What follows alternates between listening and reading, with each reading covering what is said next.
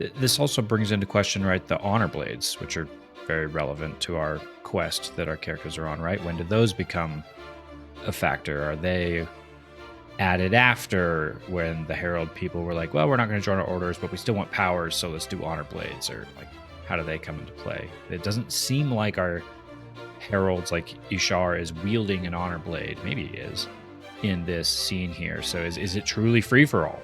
Is it, if you know how to do it, if you're trained, anyone can use any investiture to do anything? Maybe.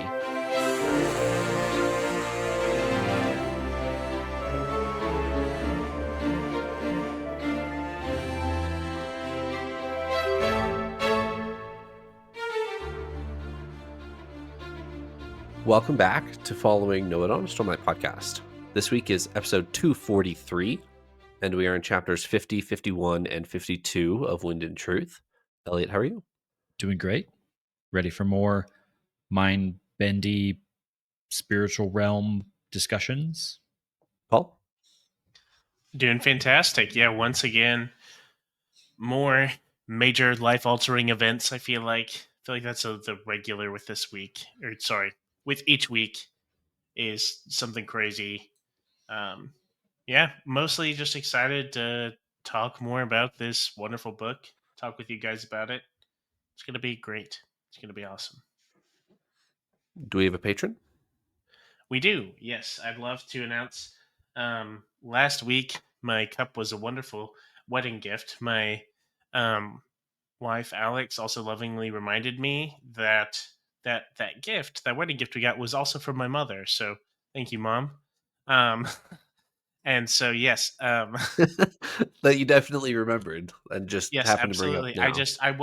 I was trying to keep her reputation humble. I see. Yeah. In an endearing way. Man, I need to stop talking. So this week we have a patron, another surgeon. Very grateful.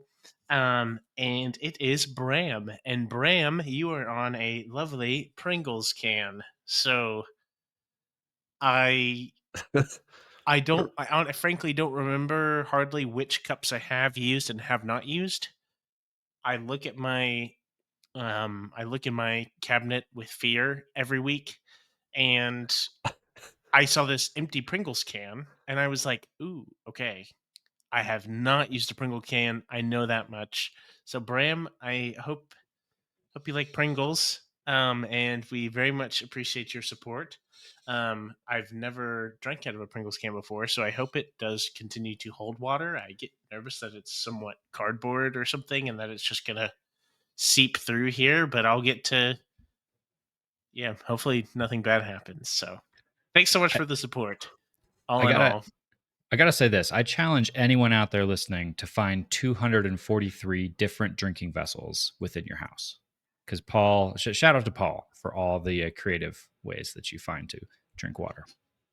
And I do appreciate it, Eliot. The one caveat is I've had a different drinking vessel for every Stormlight episode. I think maybe some of our secret projects or maybe Mistborn Era 1, but I kind of took a hiatus because 243 is a lot.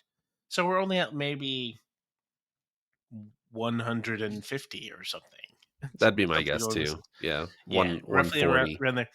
And thus far, I don't believe I have repeated in a Stormlight episode. On accident. There've been a couple. There may have been close calls, or maybe one. There's been a couple that you've repeated on purpose. Like you knew that you'd repeated, but you brought it back on purpose. But that's true. That's true. Like the mug that we have with our art on it, I've actually thought about bringing that back again because it is really cool. But yes, nothing unintentionally, no unintentional repeats. So every time I empty some container or something, I'm like, should this be my next cup? I have that thought every time, honestly, nowadays. So. Can we have like a fertilizer bag and something crazy. I will just openly share this because I don't know how it will work. So I don't know if it will happen, but I've really wanted to get a hose, like a direct hose connection. I have yet to figure out how to make that work feasibly from my desk. And without you've got a window right there. You're right. I do have a window. However, I would need a very long hose, and I worry more about, I'm okay spilling water on me. I'm a little nervous, more nervous about spraying water all over the room. Oh, It's different. So I'd have to figure that out. That would take some careful coordination with Alex as well. You have to holler when you want the water. She turns it Yeah, on. You spray exactly. yourself on the face. Cut it off. Cut it off. Yeah, I, exactly. So, I mean, maybe it'll happen. Maybe when we finish the book, I'll have to figure something out. I don't know. when bringing it back to your Pringles can, it's sitting right next to your like $240 keyboard or whatever. I hope you don't ruin it. I will be very cautious with my keyboard. I promise. It's my baby, so I'll take good care. All right, Elliot. Summary of 50, 51, and 52. Okay. In chapter 50, Navani point of view to start. She's still just analyzing the portal as she stands next to it and talking to Face melted off wit and learning little bits of information. And then a little bit of Adolin in the second half of chapter 50. He goes to visit the wounded at the camp and ends up running into Ash and Taln. Chapter 51 is Szeth, flashback Szeth arriving at the Stoneward Monastery for warrior training. His family's with him. They're just getting familiar with the camp and accepting their new life. And then the voice in Szeth's head leads him to do some interesting things, which I'm excited to talk with you guys about because I was rather confused. And chapter 52 is a big one. So chapter 52 starts with Adolin showing Yonagon how to wear shard plate and then ultimately also teaching him the strategy card game of towers. And then actually real quick at the end of chapter 52, it comes back to Adolin and Yonagon asks him the question that I feel like all of us have been asking this whole time. Adolin, why are you not a radiant? And Adolin gives him a specific answer, which is fascinating. And I'm sure we'll talk about it.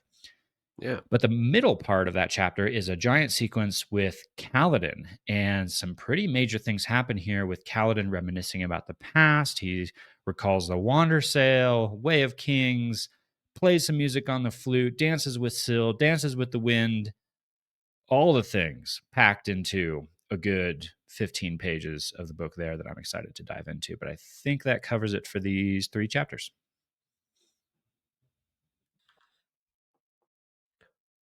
Sounds good.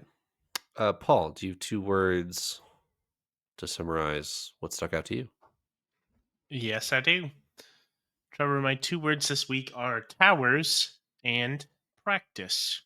I think those, uh, everyone listening and including you two probably knows that is mostly talking about Adolin and Yanon playing towers and practicing in a sense. Yonigon gets a sense of gets to wear shard plate, and it's really funny.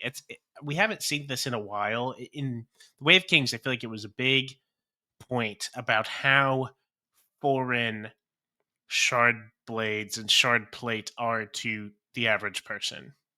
It's crazy to wield and control and all the things, right? We see that for the first time in a long time, which is really amusing. Seeing Yonigon just stumble around, and also we get practice with Kaladin. I think he practices his flute and making stew and all these things, and I think it's really endearing and nice. So yeah, towers in practice. Elliot? My 2 words are identity crisis, and shockingly, it has nothing to do with Shallan, believe it or not. I've got all the other characters wrapped up into identity crisis for these chapters. We've got heralds who are not like heralds. We've got Adolin not wanting to be a radiant, or does he? And Szeth becoming a soldier, accepting his new life as a soldier, he who subtracts. And then, Yonagon is kind of wrestling with, am I a king? Can I be a warrior? Can I be a leader? Kaladin, though, probably has the biggest scene where he is really kind of going back over the who am I? And he and Syl have had this conversation a couple of times now so far in Wind and Truth. I'm excited to see where it goes through the rest of this. And he's wrestling with, if I define myself by protecting others and then I fail, what does that leave me as? What defines me? And there's a few more bits in here to talk about that, and I'm excited to talk about that with you guys. So, identity crisis, not Shallan. Wonderful. All right, chapter 50. We have Navani interrogating a couple different people in our flashback vision before we leave it of the portal. And then we have Adolin at the end of the chapter finding Shalash and Taln, who we were just informed is in Azir from our interlude that we just had. So Navani walks over to the portal and makes some scientific observations, as she does. She notices that Ishar, who she assumes to be Ishar, is holding the portal open. But then she also mentions that this is probably not a bondsmith thing, which I keyed into because Ishar is a bondsmith, or at least modern day Ishar is a bondsmith. What did you guys think of that? Are there not rules to who can surge bind what back in the day, or what? My first thought on this was actually, I've just been assuming up to this point that our heralds have always been surge binders of the orders and the surges that they're the heralds of. But does that necessarily have to be true? What if some of the heralds actually were doing surges of other orders or fully of other orders, and when they got together to become heralds, they decided they wanted a herald of each order and then just drew straws or picked people? We don't know what the pre-herald, pre-Knights Question Radiant. for you. Yeah. My question that I just thought of is, do we know that at the time that they're coming through this portal that there are specific orders? So that's the category I'm peeling it one step further back than Eliot is. How do we even get to the orders part of splitting two surges into one order and we all share one with another one next to us? How do we get there? Because Bondsmith is not next to Elsecaller on the Wheel of Radiance. And so back then, were there no rules? How did we get to the rules? I'm asking more basic questions than what Eliot was describing there. Yeah, that's been my question now is, could they all hypothetically use any of the surges? Like it was just the surges exist and you can use the surges, but then out of an attempt to create order out of the chaos that happened on Ashen, perhaps the orders of Radiance were formed and the heralds headed that up and initiated that. But that leaves me with a lot of questions. First and foremost, at that time, so okay, I'm going to ask my question and then I'm going to partially answer it with what I think we know. My question is, okay, if you don't have orders to begin with, let's say, and those are defined, clarified, let's say hypothetically by our heralds decide that, or something happens with them where it's decided each of them are going to, there's going to be 10 orders and 2 surges per order, etc. Fast forward to today, the order of Knight Radiant that you are is determined by the Spren, ultimately. You cannot be a Dustbringer with a Mist Spren, right? Like it doesn't work that way. There's a rigid rule there, even though there is a bit large cognitive aspect with Spren, right? Did the powers that the Spren, if that's the case, I should say, do the powers that the Spren provide was that a result of the cognitive aspect of people were like, I am a wind runner and I have these two these two surges, and thus, we know that Spren are largely shaped by perception of people, right? Like, as a general rule of thumb. This is going a bit far, but yeah, did what came first, like the chicken or the egg, is kind of like the question that I have in my head here. Like, what happened? That is also assuming that there is not some um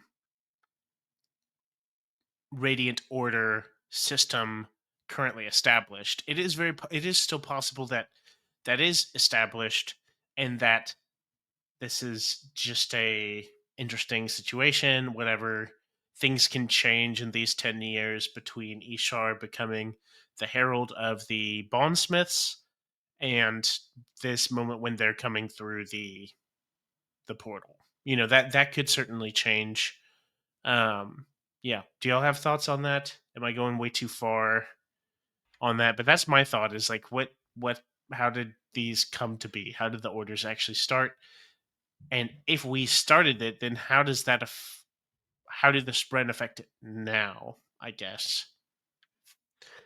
I So a few things that we know, or at least that we think we know, is the Knights Radiant was founded by Noadon at some point later of the humans showing up on Roshar. Surge binding existed before that, as we're seeing here, and it was used to destroy Ashen. So I'm going to make the assumption, or the guess, or whatever, that the Knights Radiant was founded as a tool to as OSHA for the surge binding world. You need to have rules for these powers that you're wielding, and I don't know which way I'm going to go on the surge bind. Like, do original surge binders kind of just have all 10 and get to use them whenever whichever order they want? Or do they only have access to one? Or do they have access to two and they just haven't been named yet as as orders? I don't know. And you're right, Paul, that we kind of originally assumed that, and this has been true up until these last two chapters, what does the spren have to do with this? Because the surge binding exists before the spren. So at some point, if in the future, if you get a wind spren, why does that then mean do you get adhesion and gravitation?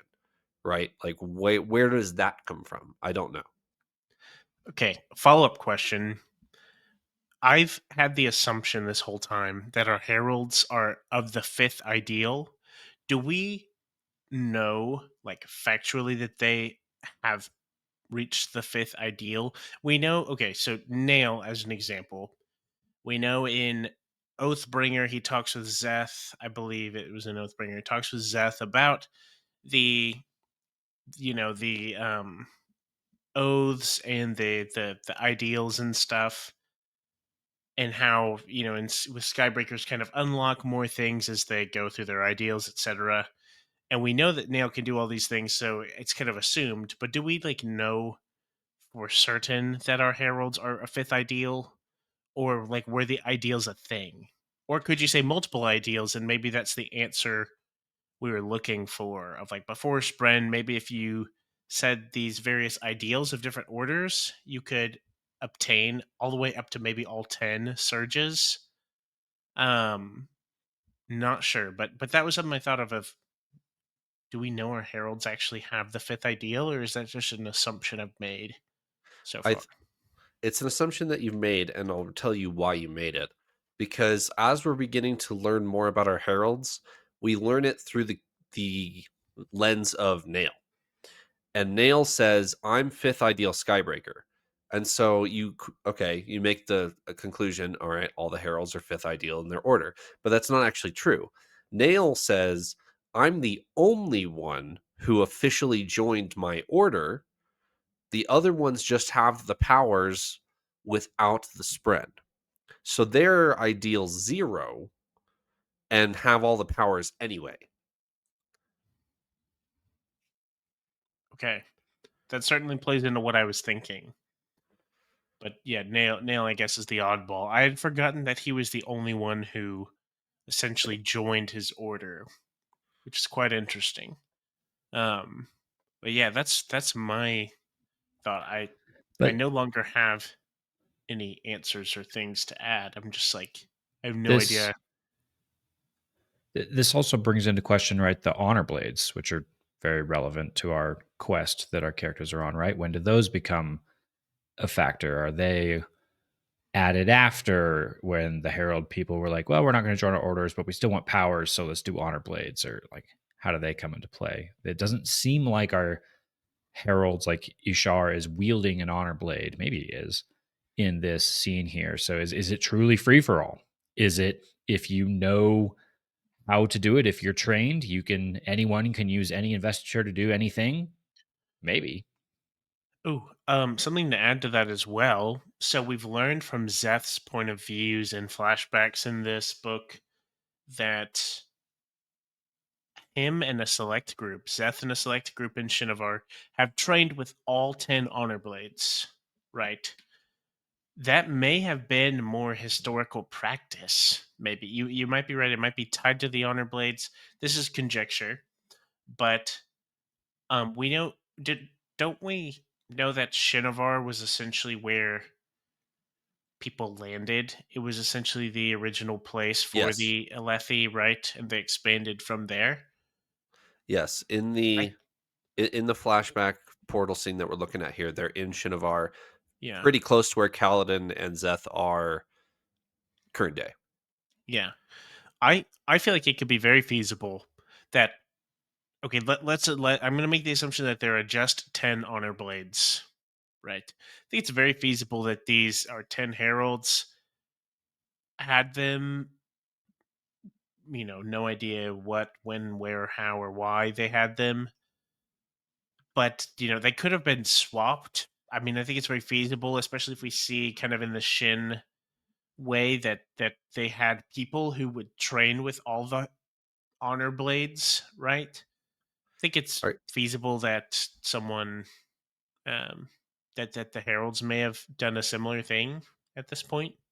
are you saying that they had them when they showed up on Shinovar? Is that what you're arguing I here? guess. Because I Well, would argue the opposite, okay. and I'll tell you why. Because they're called honor blades, and they don't know honor yet, so honor has to give them to them. So I would assume that's going to be one of our lies that we're going to go discover is the honor blades actually probably weren't a good idea, even though we've been told they were a good idea. I'm going to guess that the Oath Pact is directly tied to the honor blades. So when the Oath Pact is formed in a couple visions that we're going to see here, probably, I have assumed that honor directly gives the heralds their honor blades, and that is somehow a bad thing. That would be my guess. Like maybe that's when they receive their first limits, if you will. Like, Maybe okay, so we see Ishar here using Else Caller Surge Binding, right? that's the I'm assumption Navani makes. I'll put okay. that caveat. Yes, Yes. yes, that's a fair caveat. But okay, let's assume that Navani's right. Which this could be totally uprooted if she's like, no, actually, it wasn't. It was a bondsmith power in disguise. Anyways, yeah, that I see this coming to a point where we talked about maybe seeing a Tanavast point of view, which fingers crossed, man. I really want it. I want it because it's on my bingo card, but also I just I chose that for my bingo board because it's a wish list thing for me. I really want to see Tanavest in some way, shape, or form. I think that would be a natural way for there to be, limits set for these people.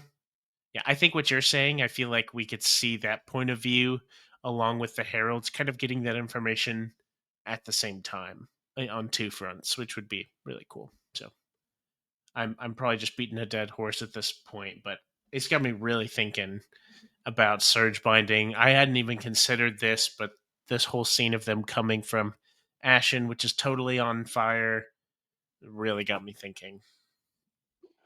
Before we leave chapter or Navani's part of chapter 50, she specifically gets a hair ribbon or a hair tie from Shalash, which Eliot, in the outline, you're making the assumption that that's our next anchor. We're going to show up to the next scene, and that'll be our next anchor. So That we're going to seemed to go ahead. Yeah, that seemed to be. I'm trying to recall now who was telling the wind. Doesn't the wind show up? Yes.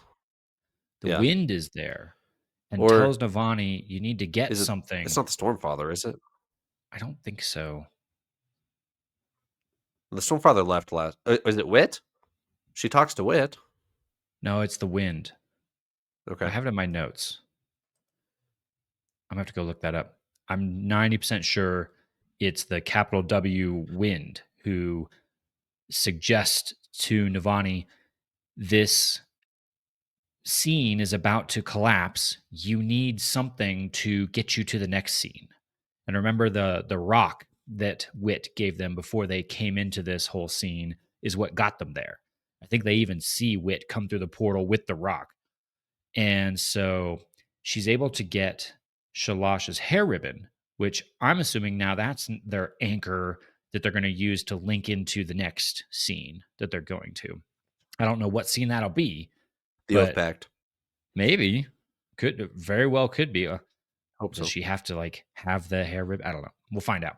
But I think the hair ribbon is the thing that now ties our string that's going to lead us to the next room. Yep, I think that's a good assumption. We have Shalash's hair ribbon, which actually, I don't know if this is coincidence or what, but Adolin in the same chapter finds Shalash and Taln in the modern day Roshar and goes ahead and has a chat with them. And Adolin sees Taln on his back, muttering his rant, and turns to Shalash and says, "Is he okay?" And the book's the book description is so funny. She looks at him with a huge icy glare or something. I'm like, yep. What else is she gonna do? Of course he's not okay. What kind of question is that, Adolin? You got better tact than that. But I thought that was funny. But It is really funny, Trevor. I want to point out that Adolin has become a character who has been very much like a refreshing source of comfort, I think, for a lot of characters, like notably Shallan, whenever she's struggling with whatever may be going on. But it's really funny because he's still very brash. He's like, "Come on, Bridge Boy, we're gonna go have fun," type of thing. Like that sentimentality. But here it was just absolutely not the time or the place, and it was unfortunate. This was like if you're in the room, you're just like, shut up, like just stop talking. Yeah, face palm. Yeah, exactly. Shalash asks Adolin a very interesting question. Shalash asks Adolin, "Are you worth it? Are the current day humans worth all of this pain and suffering? Is the Oath Pact, everything we went through, is everything you're going through now worth it to fight against Odium?" If Shalash is asking that question after 4,500 years or however long it's been, since the breaking of the Oath Pact, they've been at this for quite a long time, even before that. So Shalash is given up at this point. I feel like she was our sane one, and now she's giving up. Except for Batar, who's seems to be sane and shown and signed up with Odium, I guess. Sane-ish. Sane-ish. Sane comparatively to the others, I think. On a scale of Yezrian to Taln, she's Yezrin to Taln, that's a tight.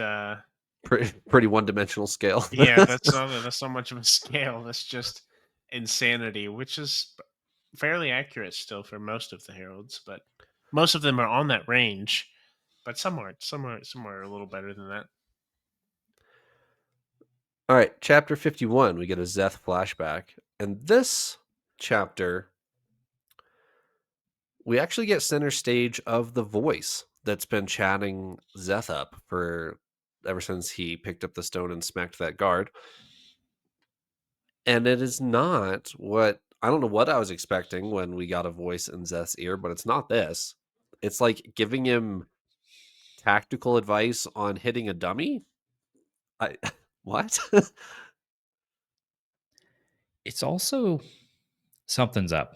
Something is major up because when he first got the voice, it was the specific moment where he kills, and the voice pops into his head and goes something like, "Oh, hello there. I didn't expect you," or something to that effect. And we theorized immediately about maybe the unmade that we know is impacting this is killing someone or killing someone in a certain way opening you up to the influence of this unmade. Is there a characteristic that this unmade is keying in on or latching onto or driving? All those questions that come up with unmade. And then, like you were saying, Trevor, in this chapter, it seems to be chiming in and giving him advice and saying weird things like, yes, this is where you're supposed to be. And Szeth is thinking, oh, there's a purpose for me. Oh, there's something I'm supposed to do, those kinds of things. But then it just straight up makes a claim. It says, I am the spren of the rock that you used to kill that soldier. And I want to go on record right now saying BS. Absolutely not. BS. No way. No way. This is just the spren of that rock. This spren knows a lot of what's going on. It has full sentences that it is speaking in. There's no way Rock Spren, who bonds a human for the first time, is this literate, this logical. No way. No way. This creepy. This feels like the first time that Szeth really falls a victim to some scheme like this. Yeah. Like it's honestly very unfortunate from our perspective because we know how much Szeth and the Shin people and his culture revere rocks, and like obviously it made a huge deal about they discover a rock, and the question is, do we move the rock or do we move? Like it's a big deal. So I agree with you, Elliot. I don't think this is the spren of that specific rock that's this cunning already.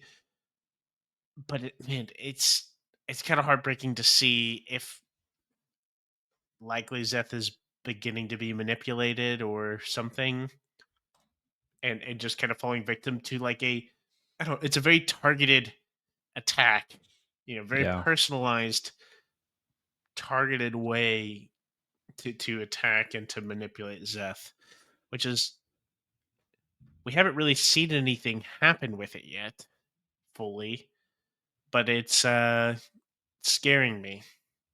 That's for sure. There's a couple specifics that I want to point out here. It can read his thoughts, and the voice is in his head, not audible. That tells me this is well, let me back up. A Knight Radiant bond has to be quite well established for that to work. It's not until like the end of Words of Radiance that Kaladin is doing that with Syl. And they mention that specifically, that Syl can't read his thoughts. Syl doesn't know what he's thinking. Swear the second or third ideal or whatever. And then you start having this mental bond with your spread. This is immediate. He immediately hears the voice in his head and it can read his thoughts and then give him instructions. So I don't know where exactly to take that besides the fact that this is not I don't buy it that this is just a stone like a random stone spren, I I would believe it that it's a corrupted stone spren. Like maybe there's an unmade here that has taken over the spren of the stones, and now the stones are beginning to talk. Or Or has that always been a thing in the religion that the stones talk? maybe there is something tied into the religion. I didn't think about that. Although that could be related to where I'm about to throw out, which is we are, as of this book, tracking a couple of entities, gods older than the shards. They Yeah, are the wind, the night, which I think we've gotten told, or at least referenced in conjunction with the Night Watcher, the yep. night. These are capitalized in the book, by the The, way. The wind, this the night. Syl explicitly spells this out in the next chapter 52. Syl says it's all called the old Yeah. magic, but that was mostly just through history. They just applied that to the Night Watcher, but it applied to these other two things that you're about to say Yep. way back when. Right. And the third one is the stone, capital S, the stone. What if this is the stone? The way that Kaladin's been speaking to the wind, and Navani, we just talked about it, spoke with the wind in the flashback there. What if this is the stone, a much larger, wiser, more active entity, and it's claimed to be, oh, I was the stone that you used? Maybe that's not completely false, perhaps. Yeah, this is really fascinating. This is really interesting. So, if we are going to think pretty literally, if we're thinking of the wind and we're thinking of the stone, right? You think of the stone, my brain goes to like the actual physical rock and vessel of the earth, like of the planet Roshar, right? Therefore, like this stone that Szeth used, that what the voice said is truthful. That I am actually, that stone is actually part of me. That one stone, right?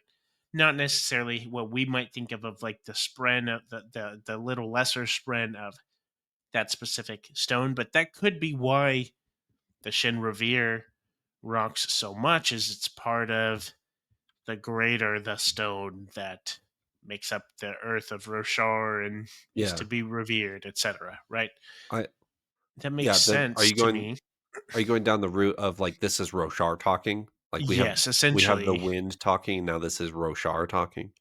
Essentially, yes. But I want to ask y'all what you think, because that's the literal interpretation, I think, if you will. But I'm not sold that that is what's happening, and what is really going on here.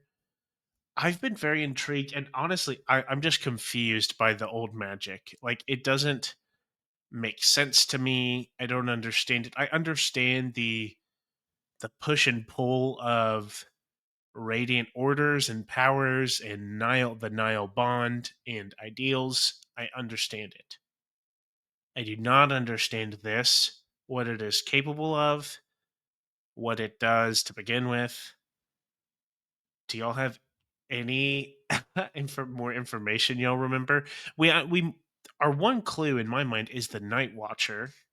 We know a little limited information about the Night Watcher, but I feel like that doesn't answer any of the questions that I want to know about. I'm I'm really pretty stumped on this. Do y'all think it is like a literal, like this is the embodiment of the wind and the planet or stone of Roshar?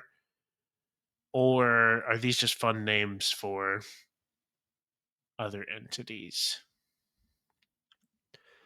I'd be open to this being quite literally Roshar, and in the next chapter where the wind plays the flute so that Roshar can listen back and all that stuff. I I would be I could be convinced that this is all quite literal. That in Shinovar, Roshar talks through the stones. I don't know why it wouldn't elsewhere, but Also, I'm wondering why Szeth. Like, why? Or is it not just Szeth? But Szeth is obviously the one being focused on here. We had a big talk in the past, like in this scene that we see Szeth kill the soldier after Molly dies and the whole thing. And we had talked, I don't remember if it was that episode or one before, about the Dust Mother, another unmade, right? I feel like that's still a very strong, plausible theory for who this might be. We've assumed that there's unmade at least one involved at some point with Szeth's story. We kind of know that's the case, but we don't know the ins and outs. I don't know if this is manipulative or if this is so. The reason I'm questioning so much is because we have seen this notion of the wind talking to Kaladin, and I still don't understand that. The wind has said things like basically Kaladin's mission, what he's going to do, may ultimately prove to be more important than the contest of champions, which is a big deal. Like that's a huge deal. And I don't know what's happening. I'm in this holding pattern right now where I just have so many questions about the old magic, about the wind and the stone, probably specifically. And I sure hope they're answered. That's all, I guess. Fingers crossed. I'm hoping the same, and I don't really have any crazy theories yet. It could be Roshar. I feel like these are new powers that I'm hesitant to tie them to anything specific we've already known. This feels different. I'm not 100% sure why. I think the odds that they get answered are fairly high for you, Paul. So keep your hopes up. Sure hope so. Yeah.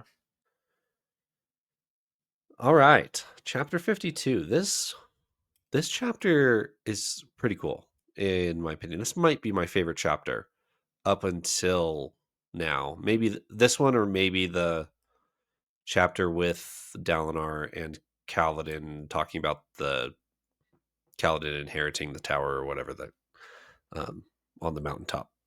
But it starts with Adolin and Yanon, who I've been enjoying quite a bit up until, or including this scene.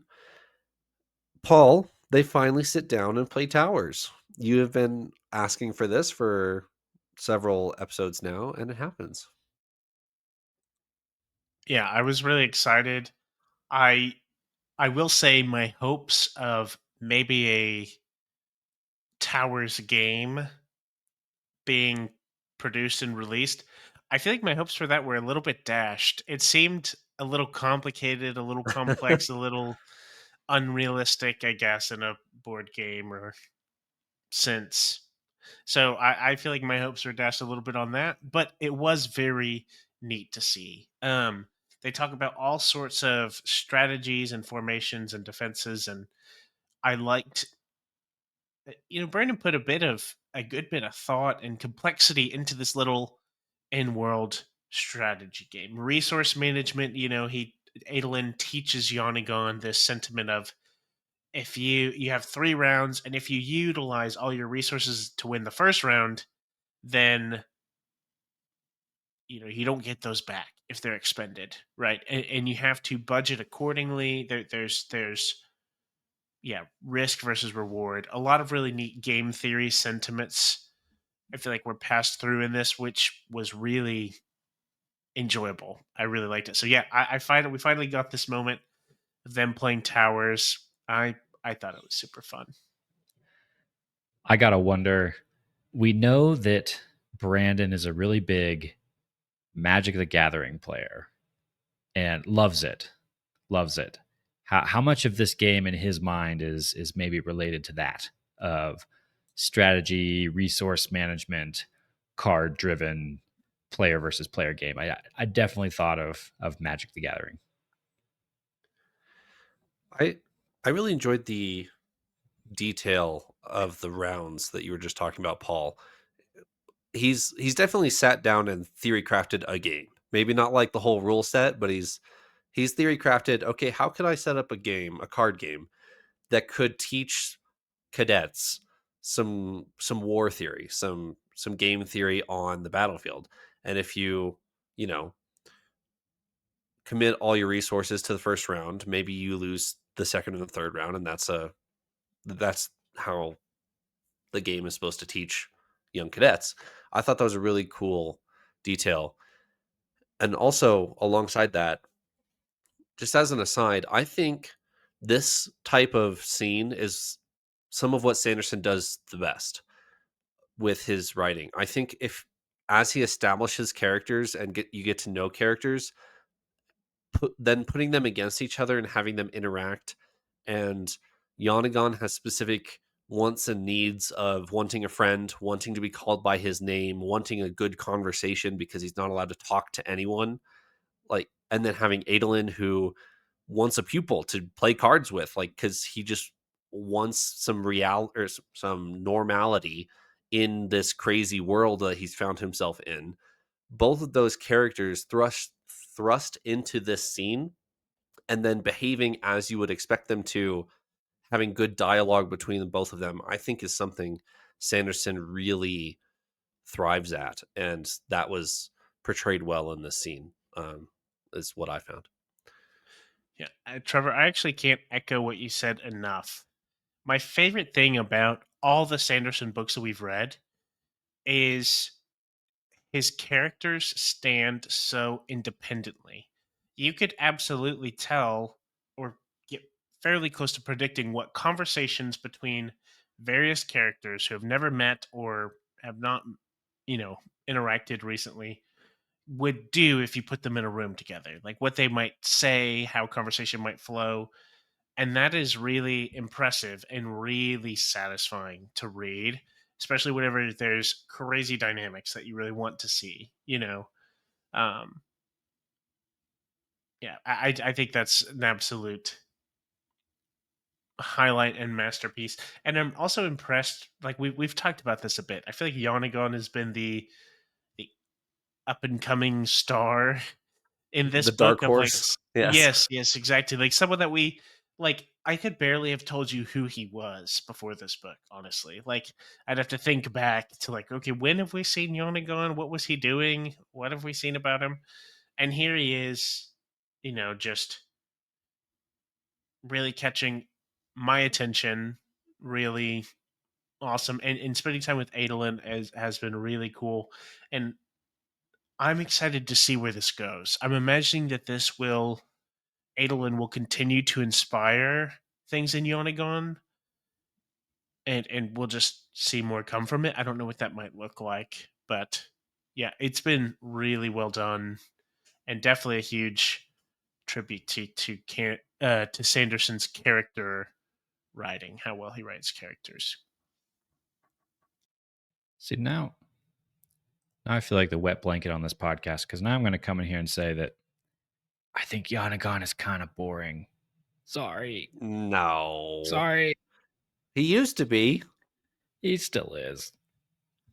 Okay, so Elliot, I understand your point. Honestly, I don't think that's a super hot take because he's he's a character who is learning, right? Like he is having to learn a lot of what we might consider basic fantasy hero things Yeah. step by step with like by Adolin. He's not coming in and it's like awe inspiring. Like Yonigon steps in the room with a commanding presence as this leader of a nation and is like really cool to follow. Like he's kind of, and I don't think it's his fault. It honestly reminds me a little bit of like Warbreaker and like Cesebron. Was that the right name? Yep. Different sense, but basically this king figure that is so highly esteemed by his people that he's effectively not been allowed to do like anything. Any what you might call like real world experiences or things like that. Like he's very well trained in the political sphere and things like that, but he's basically learning how to be like a person here, which is not necessarily the most exciting like content, especially whenever it's pitted against. I feel like if this was happening in like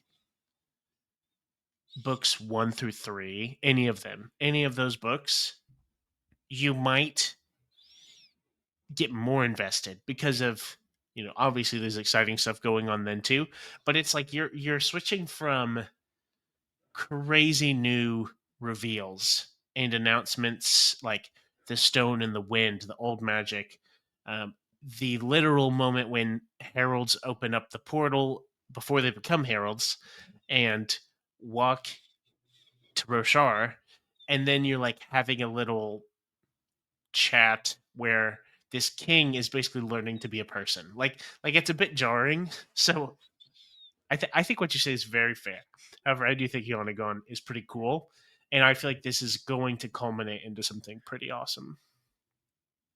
I think you helped me understand my thoughts quite a bit there, actually, because everything you said there, I'm nodding my head, going, yeah, that's exactly right. Is I feel like we have such bigger and more, in some ways, interesting things to worry about, other than, oh, let's learn how shard plate works again, kind of thing. But I don't want to gloss over the character element of it, because I do think that could be really powerful, especially if there's a big payoff coming. If there's a big Yonagon moment coming, and we're going to look back on this as, oh my, how powerful was Adolin's influence of reaching out a hand and connecting with Yonagon where no one else does or can or is able to. That could be powerful, and Brandon's really good at that kind of character payoff. So I could absolutely believe that that's coming. I'm frankly getting a little bit of flashbacks. It's a bit different, but I'm getting a bit of flashbacks to Elokar. Okay. They're coming from very different starting points. Where honestly, when you read The Way of Kings, you kind of can't stand Elokar. He's complaining and paranoid and not a good like I don't have to explain it, right? And then you get these scenes where he's starting to learn, he's starting to step up, like more development is happening, and it comes to a really pivotal moment. Acts out in faith and you know says the ideal and then dies, and it was very tragic, of course. I'm not saying this is going to mirror that where he steps up and says an ideal and dies, but it feels like that. Like we're kind of rapidly beginning to appreciate or maybe rethink what we knew about Yonagon. There's got to be a big moment, and I don't know what that is. I don't know if that's going to be him standing at the front of the line and leading his troops into battle, and that'll be cool, or if it's tragic, who knows. But obviously, this is going somewhere. We've spent considerable amount of time with this guy. I wonder if Eliot's apathy towards Yonagon is the audiobook Michael Kramer Wayne effect from Mistborn Era 2, where us audiobook listeners really enjoy Yonagon because Michael Kramer's performance of him. I just had that thought because Eliot didn't listen to Eliot wouldn't have listened to any of the audiobook on Mistborn Era 2 except for our accelerated schedule, which then had Eliot create more affection for Wayne. So I wonder if Oh, that would happen. I almost 180 my take on Wayne changed hearing him performed. There were so many of Yeah. his lines that just fell flat, but it turned out it was just my imagination was not doing Wayne justice. Maybe that's true. Maybe I need to go get the audiobook and see some of these Yonagon scenes. That is a fair point that I haven't even considered, Trevor. Michael Kramer, everyone knows this. If you're listening to this, whether you've listened to the audiobooks or not, you probably know Michael Kramer is fantastic in all these books, all the Sanderson books. And he definitely delivers here. It's pretty fantastic. To close chapter 52, before we get to Kaladin's portion, Adolin delivers the line, "I don't like the oaths." And I heard that today. I finished this chapter today before we were recording, and I was like, "What? Adolin? What?" But his reasoning's fine. So I'll give it to him. He says, I don't like the oaths. I don't like the Knights Radiant because I know some old Vorin people in the Vorin church who applaud the oath for the oath's sake and not what it means. And I was like, okay, fine. I get that. That's not a good reason to not like the Knights Radiant. That is a good reason not to idolize oaths for oath's sake. So that line went somewhere fine, but I did have quite the reaction when I heard that. But his reasoning was fine, and the delivery was fine. What do you guys think? I liked this section in that I liked Adolin's logic of the oaths. I think I agree with him. Holding to an oath for no other reason than it's an oath is not great logic. It very much matters what your oath is about. 100%. Is there value? Is there virtue in being a man of your word, a person who follows through on your promise? Yes.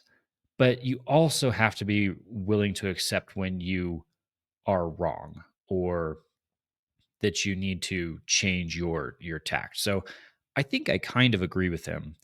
I'm not quite sure where this is going though. What are we setting up with this? Is Adolin going to have to be faced with like a choice? Does he make an oath? Does he not make an oath? I'm not quite sure where this is going. Didn't we talk in a recent episode about doesn't Adolin express his concern or maybe even some feelings of disappointment or inadequacy because he is not a Knight Radiant? Or did I make that up? We talked about that not too long ago, Yeah, right? he's had internal thoughts of everybody's flying around now, and I'm just Adolin. That he's had internal Yeah. dialogue several times over the last couple books about that. Yeah.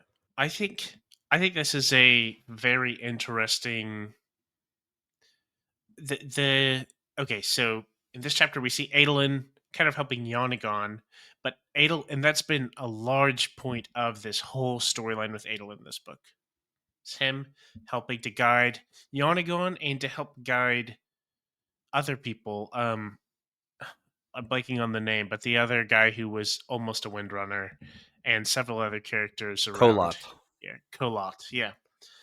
He's really been a very honorable guy, but we've gotten these hints to where I would not say that Adolin feels discontent with his station or with being or with not being a Knight Radiant, but he certainly has these thoughts every now and then of, I think his concern before was like, being a Knight Radiant, everyone is flying, everyone's a Knight Radiant now. I'm just still me. And he kind of had reservations if he wouldn't want to like leave Maya or things like that as well. Um and then this, it's like the whole I don't like oaths, and here's why. I've been really wrestling with this because we've thought of, what if he will become a Knight Radiant, or if Maya will be restored enough where they can have a formal like Radiant bond. What this might mean, I really don't know what to go. Honestly, you want to know my crazy thought is? I think if anyone is most likely to receive the Shard of Honor right now, call me crazy. I think it's Adolin. You're crazy. Trevor is shaking his head. They're both shaking their heads. Yeah, I'm crazy. It's fine. But I'm like, he seems to be the reluctant one, and everything, if we're trusting what the Stormfather says, everything he's saying is that you can't want the power. And Adolin doesn't. So that's my argument for it. That's true. I was about to slam you and go a whole nother direction with it, but what you just said there at the end, that's kind of true. That's kind of true. Of you can't take up honor unless you don't want it or are thinking about it the right way. Maybe this is Adolin thinking about it the right way, but I was thinking a completely different direction when I read this. Of this, for me, feels like it's putting Adolin on the opposite end of the spectrum of honor. That what Adolin is talking about here as the oaths that he doesn't like are potentially the flaw of honor. We were talking about this last week in our episode of, is there some sort of problem with honor where oaths are being followed when they shouldn't, or honor accidentally breaks an oath and shatters himself, splinters himself, whatever. Does that like align Adolin elsewhere with maybe gravitate him towards other powers that are not honor potentially? That's where my brain was going. You cut out there. Gravitate him towards what? Gravitating towards other powers that are not honor. Is this putting him on the other side of the spectrum from honor and maybe pushing him towards a cultivation path, or, oh, I hope not, an odium path, something like that? I could see it. Cultivation is actually an interesting one. I don't have to go into that because I don't really have any further substance to add. Maya's a But cultivation spread. yeah, there we go. And I feel like you could attribute the interactions that we've seen him have. I've been thinking of them as an honorable thing to do to fit the prediction I just made, but he's really stirring a. I feel like cultivation or that sentiment is maybe more in line with what's happening. So that'd be pretty crazy. But Alrighty. Time for our poetry on page scene. We have Kaladin dancing the evening away with Syl. He makes a stew. Apparently, he acquired some peppers, so it is edible at this point. He reads The Way of Kings. Syl writes a letter or a report on their day's issues, and they perform a kata with him spinning Syl around, and then on some moves he spins her around as a woman, and then she returns back to a spear, and they are dancing in a loose sense of the definition of dancing, but it is a performative kata. I really enjoyed this scene. What did you guys think?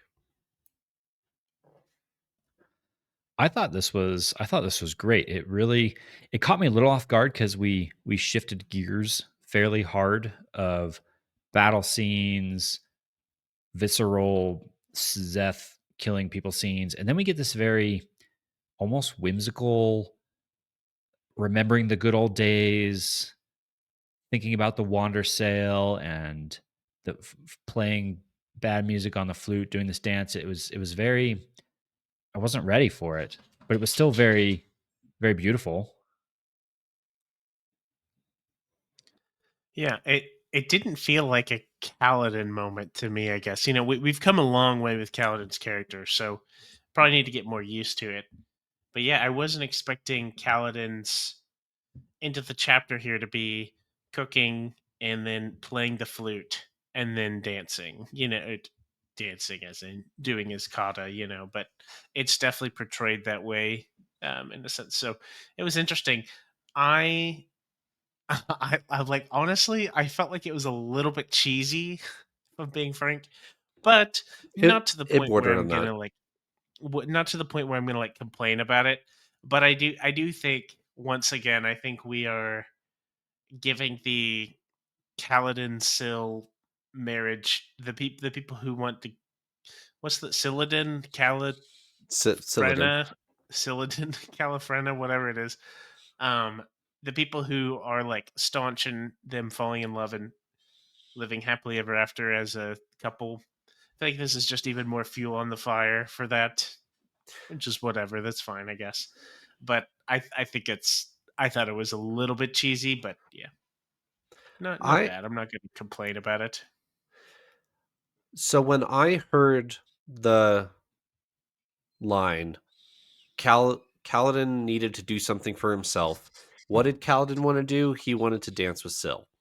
I said out loud in my car, "Oh no!" Yeah, I know, right? But it didn't go there for me. It didn't go there for me. It was way more like friendship and wholesome, and because it was like a kata and it was a person to person like performance, it didn't go to like the Kaladin thing for me, even though I could totally understand how it would for other people. No, and I do fully agree with what you're saying. You're right. It was funny, and that's what I was saying. Was it almost didn't feel like a Kaladin moment whenever he was like, "I want to dance with Syl" or whatever like that. That's what I think felt a bit cheesy. But the actual like kata, and he talks about how he hasn't done this kata since he was like teaching it or doing it in the chasms, Yeah. which is a really cool thing to bring back because that was a really awesome scene at that time. So I'm all for that. I thought that was funny. It definitely had I think it was 70% cool, 30% a bit silly. You know, Sure. I Sure. yeah.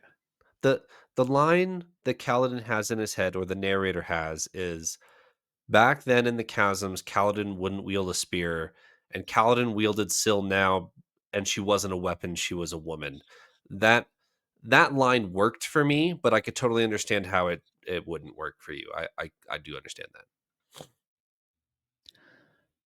I enjoyed this scene. I took it at face value and didn't try to read too much into it, of just a honest, open Kaladin moment where he's exploring some of his more inner thoughts. It's less of the hard, crusty, cranky Kaladin and more of the kind,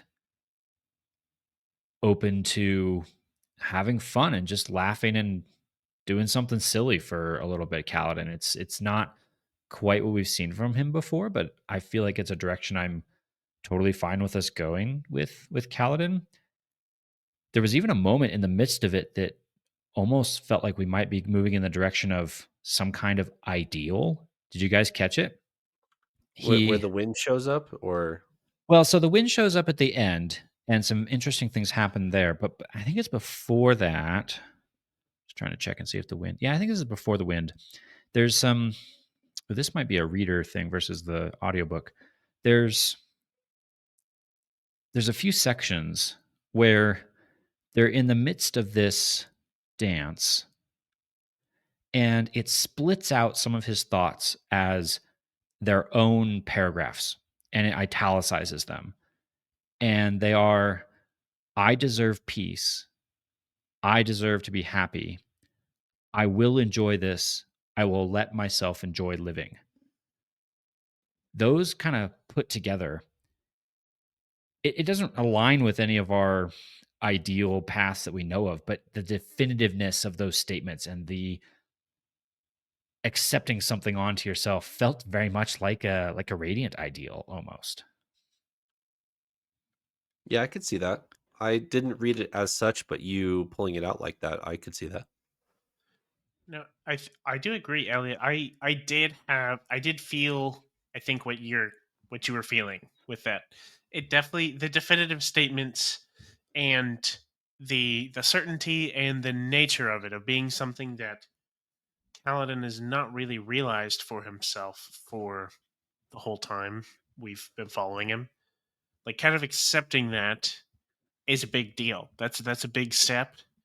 And so it did feel like that. It didn't like exactly like you said. We've made all sorts of predictions for a while now. What might be Kaladin's fifth ideal? What could that be? What would it mean? And this didn't feel in line with any of those. And I think it was clear that this was not one, or at least not quite. If it is related, then we'll get there. But yeah, it did have that air. Like it had the air of like these words have serious weight. Maybe that's just an acceptance moment for him. That's not his ideal, which is great. Like all for it, all power to him. Um, but yeah, it definitely held some weight, and it was quite a way to wrap up the chapter. Now I just need Szeth to follow suit with some of these thoughts, but I Yeah, think we'll work on Szeth getting like there. disappeared. I don't know what happened to Szeth at the end of that chapter, but he's left all three of his swords on the floor and disappeared. Yeah, no idea where he's going to now. Maybe he's going to pick up the stone or something. Yeah, I forgot his rock back at the house. He's gonna go pick it up. Yeah, exactly. Yeah, he missed his old rock friend, pet rock. Yeah. The wind shows up, and does the wind start playing the flute? Did I make that up? The wind Or starts does playing the flute. okay? The wind starts playing the flute by itself, and then Kaladin goes and picks up the flute and plays with the wind. Right? Yes. Did anything happen with that? Did I miss that? Or does he just start playing it more and It better? more and better and in sync with the wind. I feel like this is the first time where he's playing with the wind.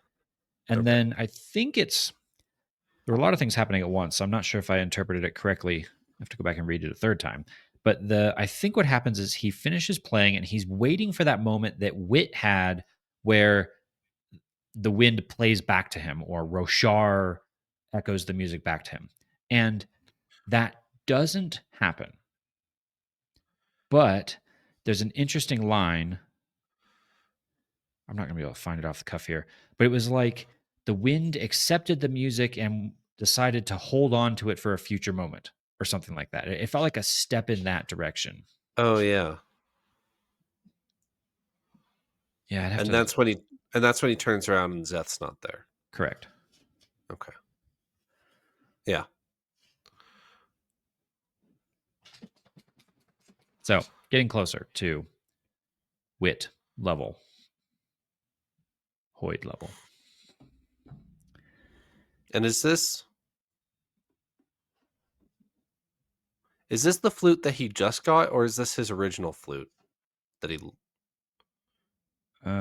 is Uh, this is the one he just got, I believe. I don't think we've ever got a answer about the original flute. I think it was Yeah. just lost, right? Well, it was lost with his stuff in the Shattered Plains, but he got most of that stuff back at the end of Rhythm of War. But it was also just mentioned that he lost Wit's flute, so I think that flute is still lost. I actually don't know, but anyway. Anything else from these chapters? We're going to have a little bit of a special segment at the end of this episode, but within the episode, anything else here? I want to hit one more thing real quick. I mentioned it briefly with my 2 words on identity. And in this Kaladin section that we've been talking about, it's actually early on in this before he starts the dancing and the flute playing. It's back when they're talking, Syl and Kaladin. And he says this. With Bridge 4 in the early days, I had this mental need to help. So when I failed, it broke me, even more than the loss of a dear friend should have, because I was so defined by the idea of protecting others. And he and Syl are having this ongoing conversation about, are you living for you? Are you living for others? Who are you? What defines you? And I thought that was just a great question of, does Kaladin define himself as I protect others? He might. Those are like part of his ideals. It's been huge in his character development from day one throughout all of this. But I feel like this is pointing out potentially the danger in that of if his core identity is rooted in protecting others and then he fails at that, where is he left? Is he just broken? Is he just nothing at that point? It seems like he's kind of discovering, I need to define myself by something else. And they don't quite go into that. I'm assuming that's going to be a future conversation. I'm sure it is with the direction of where this is going. But I just thought it was a great question of, do you define yourself by the things you do or the goals you have? Or is there something else that you should define yourself by? I think it's a great question. Thanks for highlighting that. I appreciate that. Anything else before we wrap up the episode? That's all I got. Likewise, yeah. All right. Next week, we will be doing, hold that thought. 53 through I8 for episode 244. That's going to close the episode here, but we are going to do a quick check-in with our Wind and Truth bingo cards that we made before we opened the book. So if you're not on YouTube, you might want to jump over to YouTube for the last however many minutes of this episode. We're going to look at some of our predictions that we've had. Let's do my card first, since I have that open. I'm going to well, let's start off with this one. Cultivation is the mastermind behind the plot. I need a 3 for 3 vote of whether I can check this off or not. I would say yes. The interludes we've had so far have clearly revealed that she's had an intent for Taravangian and Odium, and seemingly a lot of the events that we've got. Is she behind every single thing? I don't know. Maybe. Is she a mind behind a lot of this? Yes. I'd also give it to you. I'm naturally apprehensive because we don't know fully the extent, but we know she is pulling massive strings. So I think that the spirit of this prediction is fair to cross that off. I'd give that to you. Okay, I have one. Anti-light is used to kill someone we know. Has not happened, but I imagine that might happen. Okay, a sport is mentioned or created. I want to make an argument for this. We just spent a solid half chapter explaining the intricacies of towers. And depending on who you ask, are card games a sport? A sport? Mm, I wouldn't Come call it a sport. on. I'll give you an asterisk, maybe. I don't think that counts. If you had a game is mentioned or created, then Ah, yeah. come absolutely on. give it to you. But it's also so the spirit of this one when it was adopted to your board is probably akin to moments we've seen Noseball. in like yeah akin to Mistborn Era 2 stuff where they're either referencing a literal like sport we have on Earth, or they're like, yeah, this is gonna be big in the future. Let's make this game. Like Towers is a tried and true thing that was not created in our Right. story. But it says Uh, mentioned. And but would you we spent a whole chapter just explaining the details of it. That's my argument. I okay. I think you might have a better case for dueling. Okay. I mean, if dueling counts, I don't think this is a good I a good square, to be Yeah, honest. we should have thought of that before we let you put it on your bingo card. The is a card game a sport? No, no, I don't think But it's so. like a competitive card game. All right, we'll Mm, come back to it. The fourth bridge is used in a battle. This one has not happened yet, but I have high hopes for. Rock has dialogue. This one is dwindling quickly. The Pure Lake fish are Wait, mentioned. Trevor, you could hold on to that though if it is the spread of the rock. You didn't Rock say which has rock. dialogue. Yeah, if you can hold on to that.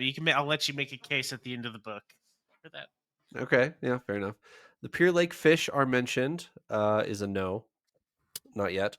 Ether on Roshar, I have high hopes for. This one is growing on me instead of dwindling. Cultivation kills something. I'm holding out for. Shallan is confirmed pregnant. Is obviously already checked off, so we can what? highlight that one. Yeah, I may. It was a joke from several episodes ago. All three Sorry. shards remain on Roshar. We won't find out for a long time. Sabario and Plona marry. That's never happening. The sibling or the Stormfather dies. That's an interesting one. TBD. Yep. Yeah. Ishik gets married or is confirmed married. Szeth wields 2 different honor blades. I specifically said he has to fight with them. So he Yeah. has 2 honor blades right now, but he has to hold them at the same time and fight with them. Sigil ends the book in Shadesmar or Offworld. 3 or more Kolins die. It is currently snowing. I have high hopes for this one still. A listener rides a chasm fiend. Silverlight is mentioned more than once. I believe it's been mentioned exactly once by Hoyd right now, but it needs to be mentioned one more time. An ether is described. A spren unbonds a radiant. Teft speaks dialogue. If Kaladin was in the spiritual realm, I feel like that would have higher potential. A fourth shard or vessel appears in an epilogue, and more than 5 unmade are shown, which I believe we're at almost 1 at the moment. Almost 1. Wait, no, we have Jean not. We're at almost 2. Yeah, that's fair. Okay, a question for you on the fourth shard or vessel appears in an epilogue. Uh-huh. An epilogue, are you referring to like the epilogue of the book? Or do you mean an epigraph? Do you want to be spoiled? There's multiple epilogues in this book. Oh, that's right. I forgot that was a detail. So that makes sense. I was like, an epilogue. Like, you mean the like, I was assuming there'd be one epilogue. I was wrong. Okay, No, continue. Never mind. it's like Mistborn Era 2, where there's like 5 or 6 different epilogues. Yeah. Okay, so hold on. The ones you've marked off, are you going to mark them? I'm in view. I'm in view only mode, and I don't know who has Gotcha. permission to this, but Is it Eliot? It's not me. Well, you're in the wrong file. There's a link. Here, hold on. I'm gonna stop sharing and then open this. Okay. Yep. There we go. All right. Reshare. Okay. Oh, Elliot's making notes. I see. Okay. So I will go ahead and mark mine off. Cultivation is the mastermind behind the plot you guys are giving me. Yeah, I'll mess with that here in a second. Okay.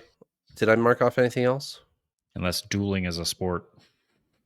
Dueling is not a well. I'm not giving him that one yet. Dueling, I'll consider. Dueling is a sport. I don't think it counts. I'll put it that way. All right. Let's go to Eliot's board. Eliot, talk us through what you have and what you don't. I'm actually feeling really good about a couple of different lines on mine. The combos are looking likely, but kind of going through the top. Tien speaks dialogue, and I don't think we've seen that. 2 high sprint die from anti-light. Haven't seen any of that yet. Entire chapter is dedicated to Fabrials or light. I was feeling really good about that coming off. You got this one. No, because, well, entire chapter is going to hose me because every single chapter in this book is split up into multiple POVs. So I remember when you drafted this, we said the majority of a chapter. We counted. If we're counting that, I think I might have a case for one of the chapters, but yeah, I'll take it if you're going to give it to me. I think you got this. There's a Navani chapter where she's talking about the tower and Spren and light and stuff like that. I think you got this. All right, I'm down for it. I'm in a giving mood because we haven't gotten to my board yet. So yeah, absolutely. I think you've got it for sure. Cool. Well, I'll take that. Dawn shards. Nope, haven't heard about any Dawn shards that I've noticed. Third bondsmith. I'm very excited for that one, but not yet.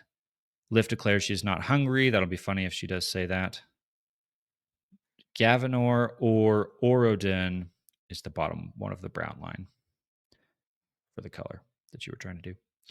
Gavinor or Orodin bond a Spren. Still very possible. Haven't seen it yet. Origin is mentioned. I've been looking very closely for this one. Somebody's got to just mention, they just got to throw out the name Origin. It's on the map, easy to talk about, has not happened yet that I've seen. Kaladin entered Shadesmar. That one's probably not happening. L has Hemalurgic Spike. Maybe. I don't think that's been confirmed. Maybe. It's getting more possible now that Definitely possible. Yeah. Now we get in. How mad are you going to be if Moash gets a spike and L doesn't? that'll be kind of funny, actually, if that I'm that close. This middle row, so this is the row that's going to win me the game. I'm calling it right now. 6 different heralds have dialogue. We are so close to this. We have 5. So 5 heralds have had dialogue so far, and we had 2 more in the scene right in front of us. They were just speaking a different language, so we didn't actually get any dialogue quotes of them. So Yezreen and Shalash were speaking a different language? Correct. Or was it Chanarach or someone? We get Ash the following chapter, so Ash is actually my 5th. But if Yezreen or Chanarach had said anything in dialogue, I would have checked this. But I'm assuming we're going to get that at some point. So I'm pretty confident that I need one more herald. I need one more herald to say anything, and I check that.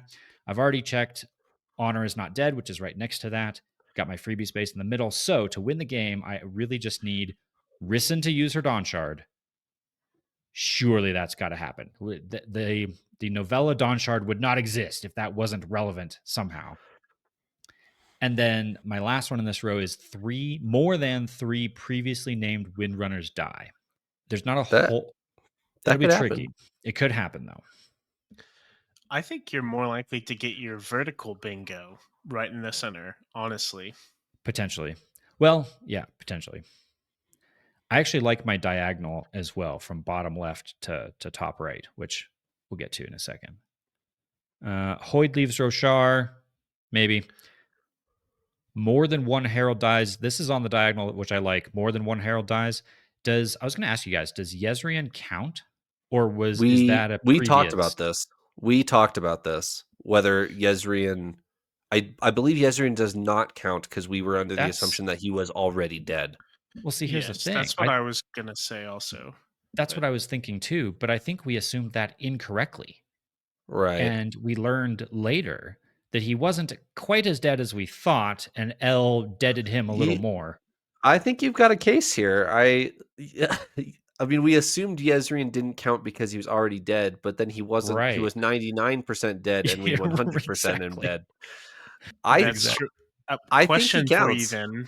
Question for you then. If that is the case, if we count Yezrian, then for the second Herald that will need to die to complete this, they're going to have to, are they going to have to do the exact same thing as Yezrian of, be captured into the sphere and then the sphere, destroyed? They will have to be dead in the fullest sense of the term as far as we know. If they end up like Yezrian at the end of the book, I would count that. Well, yeah, if they end up like how Yezrian was before the book, in his sphere, captured in the sphere type of thing. This is one we'll have to argue on later once we have other Heralds dead. But it could be that they all die and there's no, Yes. we may not have to quibble. Someone publishes a book, seems likely. Someone enters the chasm on the Shattered Plains, hopefully also likely. This is my favorite one that's the most unlikely, probably on the far right here. Shallan is the only Radiant to reach the 5th ideal. It's strangely specific, and I don't know. I think it'd be kind of funny if nobody gets the 5th ideal but her. That would be funny. And then to start my bottom row, one that's looking ever more likely is Honor is held in full by a vessel, which I think we thought was absolutely wild coming into this book, and that's all we've talked about since. That's pretty high. And then a new Shallan persona. I forgot this was on my board. I thought this was on somebody else's. I thought this was on Paul's board. Hey, you stole that. I'm kidding. Maybe I did. Szeth will die. Ooh, yeah, could be the conclusion of his story. Adolin becomes a third bondsmith. I'm not ruling that out. Kaladin and Syl are not bonded at the end of the book. Potentially sad. We'll see if it happens. I like where I'm sitting overall on my board. Yeah, your board looks way better than mine. I agree. It does look good. I have to be honest. I feel like before the book started, I didn't have very high hopes for your board, but it's looking to shape up pretty nicely. I can't lie. There's a lot that I think are going to happen on here. All right, Paul, what do we got? All right.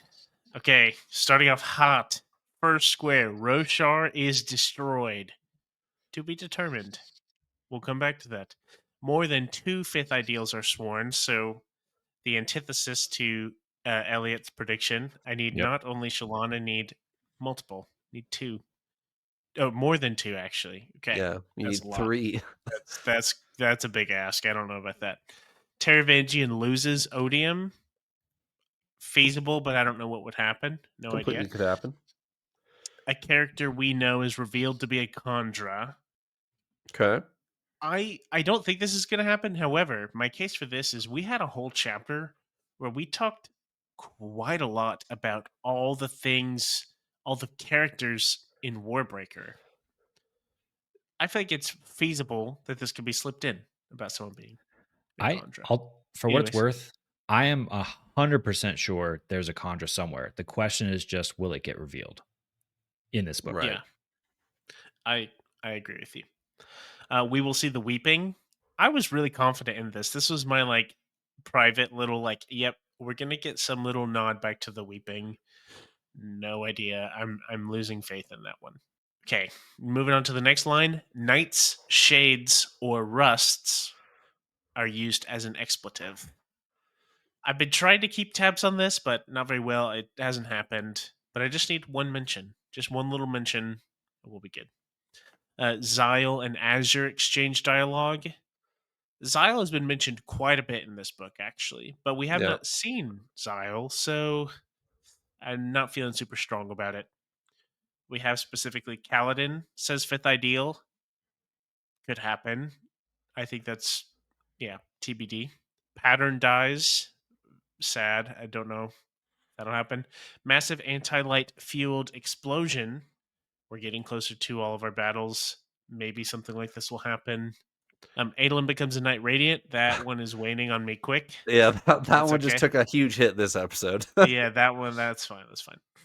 Ada Nauseam is mentioned more than 7 times. I have not been keeping track of this. I have. It's either 4 or 5 because Okay. there was that discussion in the Origin of Songs where we talked to those like ancient singers about Adonalsium, and they mentioned the name Adonalsium like 4 times in that chapter. So that really jumped you up a couple episodes ago.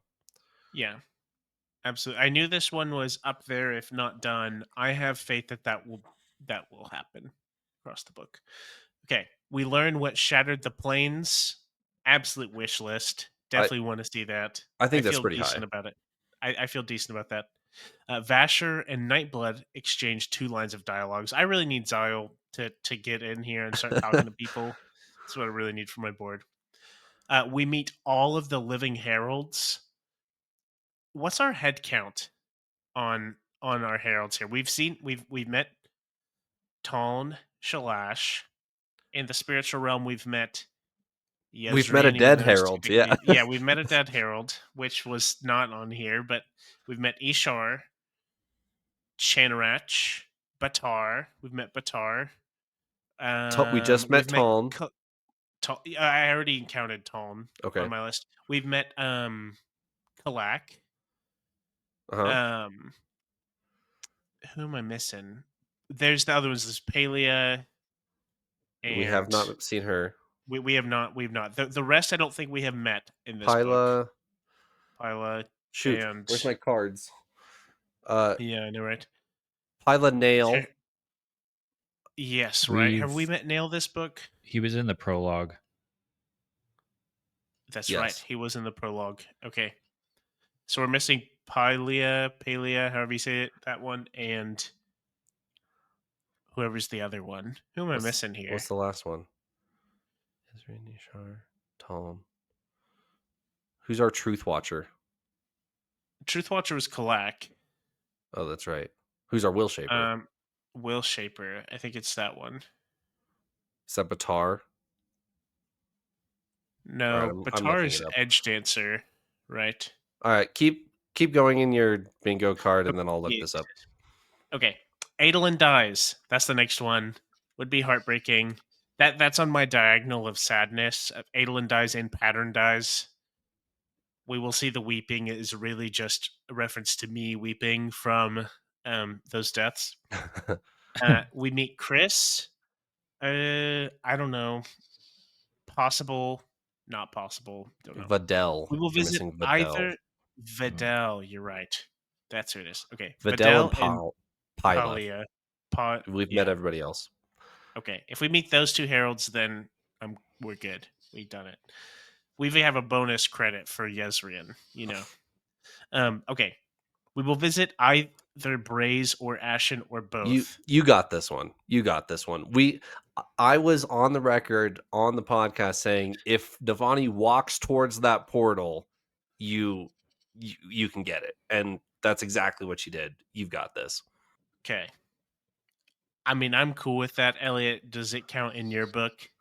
We've seen I Ashen through this portal for 2 chapters.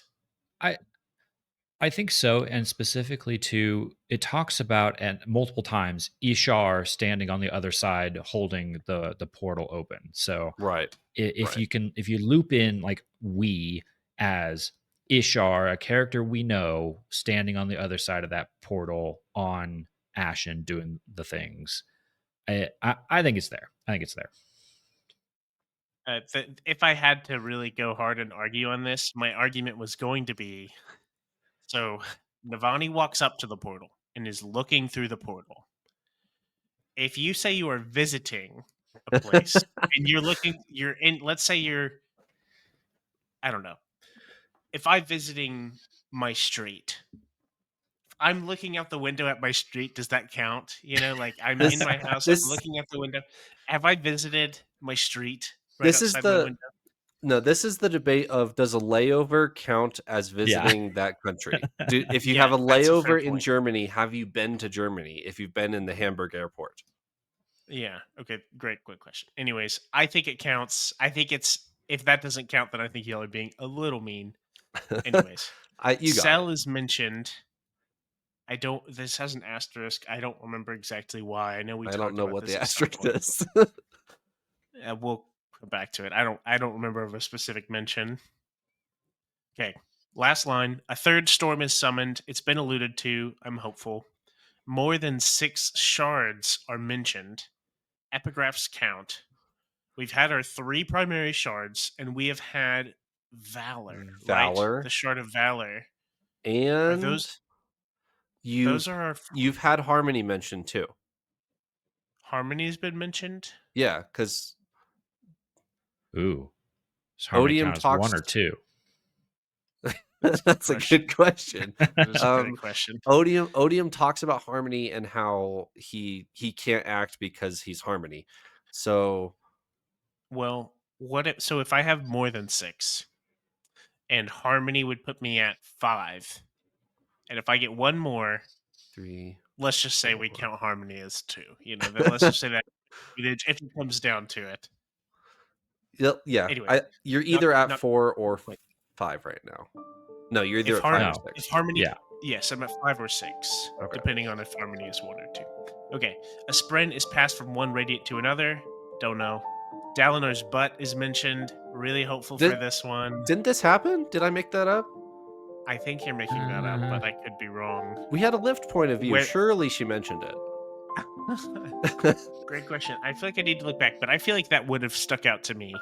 She talked about plenty of other crude things, but not Dalinar's don't- butt that I I think- recall. Yeah, I agree. I don't think so. But if anyone listening to this, if it has already been mentioned, please point it out because I don't want to miss it. Okay, and then Tanavast, last but not least, Tanavast has a point of view chapter or interlude. Really, once again, wish list. I really want this to happen. Yeah. Unfortunately, the line that it is on, I don't think is conducive to that being part of a bingo. But, maybe. This diagonal could maybe happen. Maybe. Azure, I don't have high Azure's hopes. gone. I Yeah, agree. I don't have high hopes for Xyle and Azure. Vivenna's probably not on the planet anymore, unfortunately. Yeah. I unfortunately agree. Epilogue. I don't have Epilogue, maybe. Yeah, That's true. Okay. Just need one mention. It would be funny if Roshar is destroyed and Xyle and Azure exchanging dialogue is what doesn't get you this diagonal. That is funny. I think it'd be hilarious if somehow those two are checked. Roshar is destroyed and they exchange dialogue, but we don't get a Tanavast POV. And that's what really would make me sad. Yeah. Anyways. All right. Eliot is by far the leader here. Not only does he have 2, but he is a lot more likely. Several in the works. Yeah. Alrighty. I would agree. That will conclude it for today. Let me reiterate next week. Next week is chapters 53 through I-8. Thanks for joining me, Paul and Eliot. See ya. Toodles. See ya.